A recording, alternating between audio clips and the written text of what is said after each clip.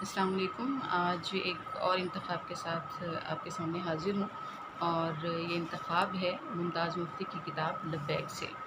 بن مانگے لکھتے ہیں فوارہ چوک کا مست۔ میرے دل میں حج کرنے کی خواہش کبھی پیدا نہ ہوئی تھی، پھر عجیب حالات رونما ہوئے۔ ایک شام میں فوارہ چوک سے گزر رہا تھا۔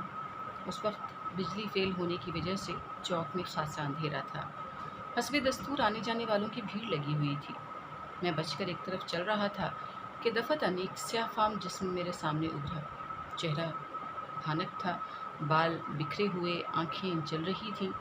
وہ میرا راستہ روک کر کھڑا ہو گیا، پھر خوشی سے چلا کر بولا، تو حج پر جائے گا، تو حج پر جائے گا، سنا تو نے؟ وہ مست تھا، میں سمجھا فقیر ہے۔ میں نے جیب سے چونی نکال کر اس کے ہاتھ پر رکھ دی اور چل پڑا۔ اس نے میرا بازو پکڑ لیا، ہاتھ کھولا، چونی میرے ہاتھ پر رکھ دی، پھر اس نے اپنے بائیں ہاتھ کی مٹھی کھولی۔ وہ ریزگاری سے بھری ہوئی تھی۔ اس نے ساری ریزگاری مجھے تھما دی۔ رکھ لے، وہ بولا، تجھے حج پر جو جانا ہے، تجھے پیسے چاہیے، رکھ لے، رکھ لے۔ اس روز گھر پہنچ کر میں سوچتا رہا، اگر وہ چونی واپس نہ کرتا اور اتنی ساری ریزگاری میرے ہاتھ میں نہ تھما دیتا تو اس واقعے کو میں چندہ اہمیت نہ دیتا، لیکن ان قوائف نے مجھے سوچنے پر مجبور کر دیا۔ ایک دن میں سوچتا رہا، وہ کون تھا؟ اس نے ایسا کیوں کیا؟ اس نے مجھے پیسے کیوں دیے؟ حج کی بات کی طرف میری توجہ منعطف نہ ہوئی، اس کی حیثیت ضمن رہی۔ سوچنے کی بات یہ تھی کہ اتنی بھیڑ میں اس نے مجھے کیوں روکا، خیرات کیوں نہ لی، مجھے پیسے کیوں دیے؟ ایک دن سوچتا رہا، پھر بات ذہن سے نکل گئی۔ 2 مہینے گزر گئے، خواب ہی خواب۔ پھر ایک رات مجھے حج کا خواب آیا۔ میں اپنے خواب لکھ لیا کرتا ہوں، اس لیے نہیں کہ مجھے یہ گمان ہے کہ خواب پیغامات کے حامل ہوتے ہیں یا مستقبل کی خبر دیتے ہیں، بلکہ اس لیے کہ میں نفس لاشعور میں دلچسپی رکھتا ہوں۔ خواب میں نے دیکھا کہ میرے چچا مرحوم تشریف لائے ہیں۔ ان کے ہاتھ میں 2 سوٹ کیس ہیں، بغل میں ایک لمبا لفافہ دبا رکھا ہے۔ بولے، یہ لو، یہ رہا تمہارا سامان، اور پھر لفافہ کھول کر اس میں سے ایک سلپ نکالی، اور یہ رہی تمہاری ٹکٹ۔ کیسی ٹکٹ؟ میں نے پوچھا۔ بولے، بھائی تم حج پر جا رہے ہو۔ یہ خواب اپنی نوعیت کے لحاظ سے انوکھا تھا۔ نوجوانی میں مجھے خواب نہیں آتے تھے، آتے بھی تو بے ربط اور ڈراؤنے، جو صبح کو یاد نہ رہتے۔ ان دنوں صرف ایک بار اب خواب آتا تھا جس سے میں اچھی طرح مانوس تھا، جسے انگریزی میں نائٹ میئر کہتے ہیں۔ ڈراؤنی بڑھیا میرے پیچھے بھاگتی، مجھے پکڑ لیتی، پھر وہ میری چھاتی پر چڑھ کر بیٹھ جاتی، اور ڈر کے مارے میں چیختا اور میری آنکھ کھل جاتی۔ ادھیڑ عمر میں بڑھیا سے تو چھٹکارا مل گیا، لیکن خوابوں میں بے ربطگی، افراتفری، دوڑ دھوپ، خوف و ہراس قائم رہے۔ اس خواب سے متعلق 3 باتیں عجیب تھیں۔ پہلی یہ کہ ایسا باربط اور صاف خواب میں نے پہلے کبھی نہ دیکھا تھا۔ دوسری یہ کہ حج کی بات کبھی میرے نفس شاعر یا غیر شاعر میں نہ آئی تھی۔ پھر اس کے متعلق خواب دیکھنا حیران کن بات تھی۔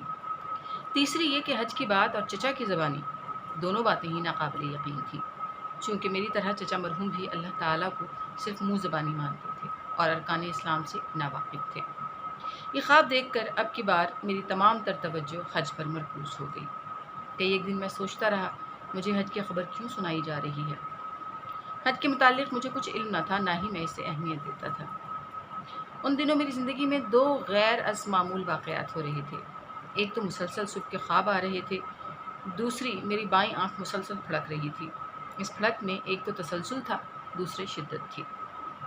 اس سے پہلے کبھی ایسا نہ ہوا تھا۔ میری بیوی کہنے لگی، سیانے کہتے ہیں بائیں آنکھ پھڑکے تو یہ خوشبختی کا نشان ہے، ضرور کوئی اچھی بات ہونے والی ہے۔ لیکن اس پھڑکن میں روز بروز شدت پیدا ہوتی جا رہی تھی، جو خاصی پریشان کن تھی۔ میں نے ڈاکٹر کی دوا استعمال کی، حکیم کی دوا کھائی، لوک دوا آزمائی، آنکھ پر سندور رکھا، لیکن افاقہ نہ ہوا۔ گھبرا کر میں نے خواجہ جان محمد بٹ سے پوچھا، ہم سب انہیں بھائی جان کہہ کر بلایا کرتے تھے، چونکہ نقش بندیہ سلسلے میں یہی عروج ہے۔ میں نے کہا، بھائی جان یہ کیا مصیبت ہے؟ وہ مسکرائے، بولے، مصیبت نہیں، آپ کو آنے والی خوش نصیبی کا پیغام دیا جا رہا ہے۔ یہ اچھا خوش نصیبی کا پیغام ہے، میں نے سوچا، میں تو اس پھڑکن کی وجہ سے ٹیرا ہوا جا رہا ہوں۔ پھر میرا تبادلہ کراچی ہو گیا۔ کراچی میں 2-1 مہینے میں آوارہ گھومتا رہا۔ اس دوران وہ خواب بھی آنا بند ہو گئے اور آنکھ کی پھڑکن بھی جاری نہ رہی۔ اس دوران میں 4 بار قدرت اللہ شہاب سے ملا۔ ان دنوں قدرت اللہ شہاب صدر پاکستان کے سیکرٹری تھے۔ قدرت اللہ اشفاق احمد کا دوست تھا۔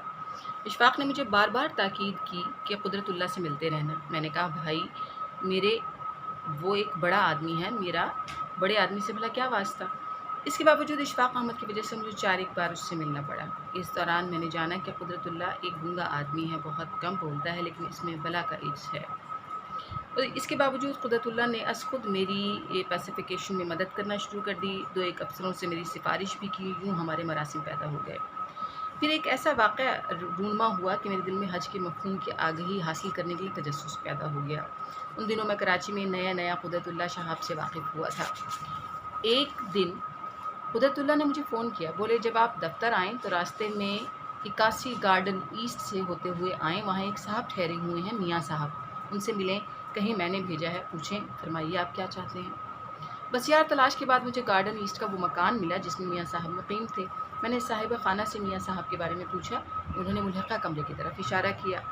وہ ایک چھوٹا سا خالی کمرہ تھا جس میں ایک طرف چارپائی بچھی ہوئی تھی، دوسری طرف جانماز پر ایک ادھیڑ عمر آدمی عبادت میں مصروف تھا۔ میں نے جھک کر سلام کیا۔ میاں صاحب بڑے اخلاق سے ملے، میں نے اپنے مقصد بیان کیا۔ میں نے کہا مجھے قدرت اللہ شہاب نے آپ کی خدمت میں بھیجا ہے، وہ پوچھتے ہیں کہ آپ چاہتے کیا ہیں۔ کچھ دیر کے لیے میاں صاحب خاموش بیٹھے رہے۔ ان کے بشرے سے سنجیدگی اور وقار کا اظہار ہو رہا تھا۔ برتاؤ میں حلم، شفقت اور سنجیدگی تھی، لیکن اس کے باوجود انداز شدت کا اضطراب تھا جسے وہ دبانے کی شدید کوشش کر رہے تھے۔ کچھ نہیں چاہیے، میاں صاحب نے جواب دیا، کچھ نہیں چاہیے، اللہ کا دیا سب کچھ ہے۔ کون سی نعمت ہے جس سے اس نے اپنے غلام کو نہیں نوازا؟ ان سے کہیے کہ بس اتنی گزارش ہے کہ ہمیں حج پر بھجوا دیں۔ حج کی بات کرتے ہی ان کا پروقار چہرہ یوں ٹوٹ گیا جیسے انڈا ضرب لگنے سے ٹوٹ جاتا ہے۔ چہرہ مسخ ہو گیا، بزرگی اور وقار پارا پارا ہو کر رہ گئے۔ ان پر منت سماجت، بے بسی اور بیچارگی طاری ہو گئی۔ آنکھوں سے آنسو جاری ہو گئے۔ روتے روتے وہ چلائے، وقت بیت نہ جائے، ہمارے پاس پیسہ ہے، کرایہ ہے، اللہ کا دیا ہوا سب کچھ ہے، صرف وقت نہیں، بس ہمیں حج پر بھجوا دیں۔ وہ بچوں کی طرح بلک بلک کر رونے لگے۔ روتے روتے ان کی گھگی بن گئی۔ میاں صاحب سے ملنے کے بعد میں گہری سوچ میں پڑ گیا۔ یہ حج کیا چیز ہے؟ میں نے قدرت اللہ سے پوچھا۔ انہوں نے نہایت اطمینان سے جواب دیا، حج اسلام کا ایک رکن ہے۔ رکن تو ہے، اور یہ کیسا رکن ہے جس کے لیے ایک معزز باوقار بزرگ یوں بچوں کی طرح بلک بلک کر رو رہا تھا جیسے حج چوسنے والی مٹھائی ہو۔ حج ایک ریچول ہے، قدرت نے سنجیدگی سے کہا۔ تقسیم کے فوراً بعد مشہور ڈائریکٹر مسعود پرویز نے مجھ سے کہا تھا، مفتی صاحب آپ ایک ایسی فلمی کہانی لکھ دیں جس میں دور جہالت کے قدیم عرب قبیلوں کی زندگی کی تصویر ہو۔ عربوں کی بت پرستی، شراب نوشی، زناکاری، بے حیائی اور عیاشی دکھانے کے بعد دفعتاً جہالت کے بادل چھٹ جائیں اور سورج نکل آئے، محمد صلی اللہ علیہ وآلہ وسلم کی عظیم شخصیت کے اثرات عربوں کی کایا پلٹ دیں۔ مسعود پرویز کے خیال نے مجھے مسحور کر دیا۔ فلم لکھنے کے لیے میں نے مکے کی تاریخ کا مطالعہ شروع کر دیا۔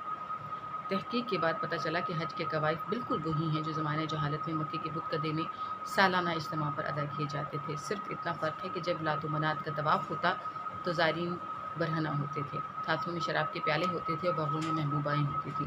لیکن اب زائرین کے جسم ملبوس ہوتے ہیں، دلوں میں پاکیزہ جذبات کی ایک بھیڑ لگی ہوتی ہے، ہونٹوں پر اللہ کی حمد و ثنا کے جام ہوتے ہیں، اور اگرچہ مسجد الحرام میں عورتوں اور مردوں دونوں کی بھیڑ ہوتی ہے، لیکن وہاں نہ کوئی عورت ہوتی ہے اور نہ مرد ہوتا ہے۔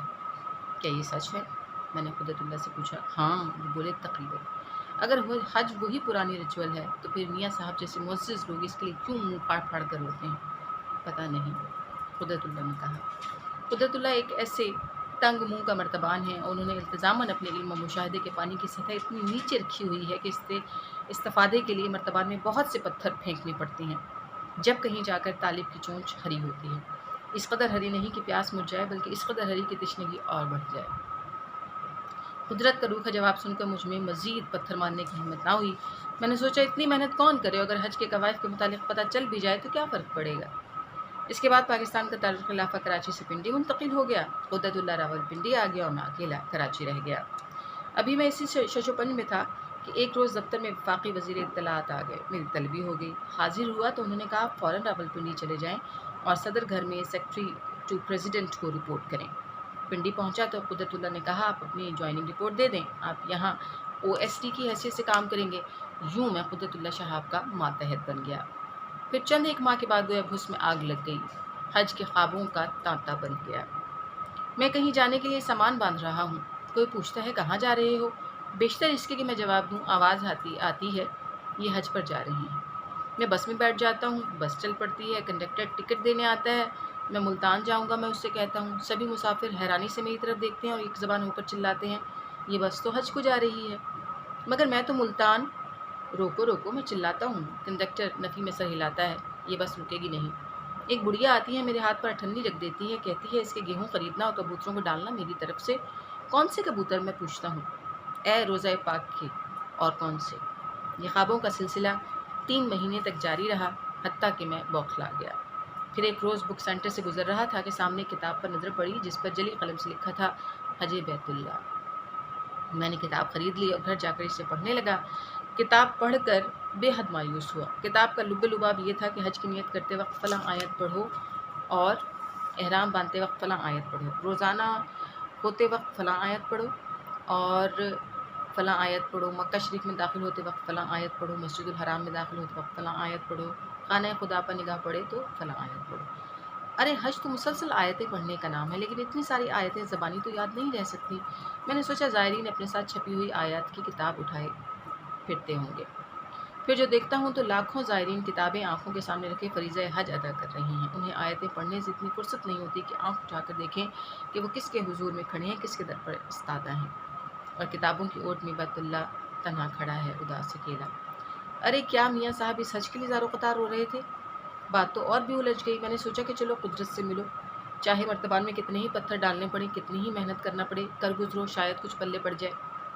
قدرت اللہ کے ساتھ رہ کے مجھے پتہ چل گیا تھا کہ وہ ایک بار حج کر چکا ہے۔ یہ حج اس نے ماضی قریب میں ہی کیا تھا جب وہ صدر کا سیکرٹری تھا۔ اس حج کے متعلق اس نے کبھی بات نہ کی تھی۔ اس کے پی اے سے مجھے پتہ چلا تھا کہ اس نے اس حج کے متعلق اپنی سرکاری پوزیشن سے کوئی فائدہ حاصل نہ کیا تھا، ایک عام آدمی کی حیثیت سے درخواست دی تھی، خود لائن میں کھڑے ہو کر ویزا لگوایا تھا اور بس کا ٹکٹ خریدا تھا۔ آپ نے حج کیا ہے؟ میں نے پہلا کنکر مارا۔ ہاں کیا ہے۔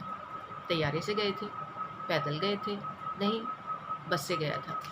قدرت اللہ سے سوالات پوچھنا اچھی خاصی سردردی کا باعث ہوتا ہے۔ سوالات پوچھو تو ان کا رویہ ایسے مجرم کا سا ہوتا ہے جو پولیس کے ہتھے چڑھا ہوا ہو، جسے جھوٹ بولنا گوارا نہ ہو مگر سچ کہہ دینے سے حد الوسع بچنا چاہتا ہو۔ سوالات کا جواب دیتے وقت ان کا رویہ اس قدر خالصتاً منطقی ہوتا ہے جس قدر ارسطو کا ہوتا تھا۔ ایک دہقان ارسطو کا فین تھا۔ وہ گاؤں سے چل کر بڑے شوق سے ارسطو سے ملنے آیا۔ شہر آ کر پوچھتے پوچھتے وہ ارسطو کے گھر پہنچا۔ اتفاق سے اس وقت ارسطو حکیم کی دکان پر جانے کے لیے گھر سے باہر نکل رہا تھا۔ دہقان نے پوچھا یہ ارسطو کا گھر ہے؟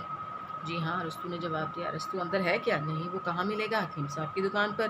حکیم صاحب کی دکان کہاں ہے؟ ارسطو نے جواب دیا۔ کچھ دیر کے بعد دہقان حکیم کی دکان پر پہنچا۔ حکیم سے کہا مجھے ارسطو سے ملنا ہے۔ حکیم نے ارسطو کی طرف اشارہ کیا، یہ رہے ارسطو۔ اچھا تو ارسطو ہے؟ دہقان نے حیرت سے پوچھا۔ ہاں، ارسطو بولا، میں ارسطو ہوں۔ دہقان کو غصہ آ گیا، بولا تو نے مجھے وہاں کیوں نہ بتایا کہ تو ارسطو ہے؟ ارسطو نے جواب دیا، تو نے وہاں یہ نہیں پوچھا تھا کہ کیا تو ارسطو ہے؟ پوچھتا تو بتا دیتا۔ جواب دینے میں قدرت اللہ بھی سمجھ لیجیے ارسطو ہے، لیکن اس کا کیا کیا جائے کہ سوال پوچھنے میں اس دہقان کا چھوٹا بھائی ہوں، جواب لینے کے لیے مجھے مناسب سوال کرنا نہیں آتا۔ میں نے پوچھا مکہ شریف میں ٹھہرے کہاں تھے؟ ایک نالے کے کنارے۔ میں نے پوچھا نالے کے کنارے ہوٹل تھا کیا؟ نہیں۔ مکان تھا؟ نہیں۔ نالے کے کنارے کیا تھا؟ نالے کے کنارے نالے کا کنارہ تھا، قدرت نے جواب دیا۔ اتنے دن نالے کے کنارے پر پڑے رہے، زمین پر؟ نہیں، میں نے وہاں ایک دری بچھا لی تھی۔ وہاں دری پر پڑے رہے تھے؟ ہاں۔ پاس پیسے نہیں تھے کیا؟ نہیں۔ گھر سے پیسے نہیں لے کے گئے تھے؟ لے کر گیا تھا۔ تھوڑے ہوں گے؟ نہیں، کافی تھے۔ ان دنوں عہدہ کیا تھا؟ صدر کا مشیر تھا۔ تو پیسے چوری ہو گئے تھے؟ نہیں۔ کسی کو دے دیے تھے؟ ہاں۔ پاس کچھ نہ رکھا؟ رکھا تھا۔ کتنا رکھا تھا؟ جتنے میں روز 2 روٹیاں خریدی جا سکیں۔ باقی خیرات کر دیے تھے؟ ہاں۔ روٹی کے ساتھ کیا کھاتے تھے؟ دال۔ دال کہاں سے ملتی تھی؟ تندور والا دیتا تھا۔ مفت؟ ہاں مفت۔ توبہ ہے قدرت سے، کون سر کھپائے۔ ساری کنکریاں ختم ہو گئیں لیکن بوتل میں ایک قطرہ پانی نہ پڑا۔ میں نے سوچا چلو گھر چلو، حج سے متعلق معلومات حاصل کیے بغیر کیا میری زندگی ادھوری رہ جائے گی؟ کیا فرق پڑتا ہے؟ عین اس وقت باہر سے شور کی آواز بلند ہوئی، بہت سے لوگ چیخ چلا رہے تھے۔ ہم باہر نکلے، کوٹھی کے صحن میں بہت سے لوگ کھڑے تھے، ان کے درمیان ایک نوعمر شخص تھا۔ وہ دیوانوں کی طرح بات کر رہا تھا، انہیں دیکھ کر وہ چلا رہا تھا، وہ آ گئے اور پھر ہماری طرف بھاگا۔ کمرے میں لے جا کر قدرت نے اسے کرسی پہ بٹھایا۔ کرسی پر بیٹھ کر وہ غصے میں قدرت سے کہنے لگا، تو اسے بتاتا کیوں نہیں؟ کیا؟ قدرت نے پوچھا۔ جو یہ پوچھ رہا ہے، اس نے میری طرف اشارہ کیا، پھر وہ مجھ سے مخاطب ہوا اور قدرت کی طرف اشارہ کر کے بولا، اس نے 5 حج کرنے ہیں، ابھی 4 باقی ہیں، تو بھی جائے گا؟ تو بھی جائے گا؟ وہ بولا تیری فائل بنی ہوئی ہے، ابھی دستخط نہیں ہوئے۔ جب وہ چلا گیا تو میں نے قدرت سے کہا، اللہ میاں کہ ہاں بھی کیا فائلیں چلتی ہیں؟ ہاں کہتے ہیں، اسی طرح جس طرح ہماری سیکریٹریٹ میں چلتی ہیں؟ ہاں۔ کیا وہاں کے دفتروں میں بھی ایسی ہی دھاندلی ہوتی ہے؟ قدرت ہنس پڑا، پتہ نہیں، قرائن سے تو ایسا ہی لگتا ہے یا نہیں؟ ہاں۔ وہ بولا لگتا ہے ایسا ہی ہے۔ اچھا مجھ سے ایک وعدہ کرو۔ کیا؟ اس نے پوچھا۔ جب بھی آپ حج پر جائیں مجھے ساتھ لے جائیے۔ اچھا، وہ بولا لے جاؤں گا اگر گیا تو۔ کیوں؟ اس نے پوچھا۔ وہاں مجھے کون جانتا ہے، وہاں میری کیا حیثیت ہوگی؟ وہاں کسی کی حیثیت نہیں ہوتی۔ وہ بولا ہاں وہاں سب ایک ہوتے ہیں، سب برابر ہوتے ہیں، وہاں صرف ایک رشتہ ہوتا ہے۔ کون سا؟ میں نے پوچھا۔ مکہ شریف میں اللہ اور عبد ہوتے ہیں، مدینہ شریف میں رسول اللہ اور وہاں پر امتی ہوتے ہیں۔ وہاں بزرگ نہیں جاتے کیا؟ جاتے ہیں۔ جاتے ہیں تو پھر مسجد میں داخل ہونے سے پہلے سب کو جوتوں کے ساتھ مرتبہ اور بزرگی کے امامے اتار دینے پڑتے ہیں، اور کوئی یقین سے نہیں کہہ سکتا کہ واپسی پر اس کا امامہ اسے مل جائے گا۔ تو پھر مرتبے والے بزرگ فکر مند رہتے ہوں گے، عام بندے مزے میں ہوں گے، اس فکر سے آزاد۔ ہاں وہ بولا تمہیں کیسے پتہ ہے؟ اقبال نے جو بھانڈا پھوڑ دیا، یہ تیری سرکار میں پہنچے تو سبھی ایک ہوئے۔ اقبال کو پتہ تھا کیا؟ ہاں۔ کیسے پتہ تھا؟ وہ صاحب نظر تھے۔ کیا وہ اللہ اور عبد کے تعلق سے واقف تھے؟ ہاں۔ دفعتاً میں نے محسوس کیا جیسے اللہ اور اس کے رسول صلی اللہ علیہ وآلہ وسلم کا مجھ سے گہرا تعلق ہے۔ میرے دل سے منہ زبانی مسلمان ہونے کا کانٹا نکل گیا۔ میرے بند میں ایک نیا رشتہ ابھرا۔ میں عبد ہوں، عبد ہوں۔ میرا خالق مجھے بلا رہا ہے۔ میں جاؤں گا، ضرور جاؤں گا، ضرور جاؤں گا۔